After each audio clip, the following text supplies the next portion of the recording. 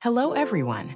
Today, I'm excited to share a simple and eco-friendly way to create a nutrient-rich fertilizer for your garden using something you might normally throw away, and used potato scraps.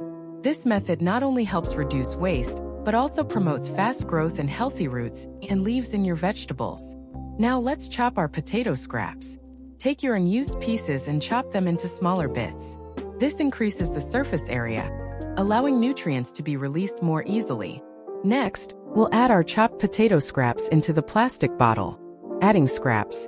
Now fill the bottle with water, covering the potato pieces completely. Pouring water. This mixture will steep for a couple of days, allowing the nutrients to infuse into the water. Once you've filled the bottle, give it a good shake to mix everything up. Then let it sit for about 2 to 3 days at room temperature.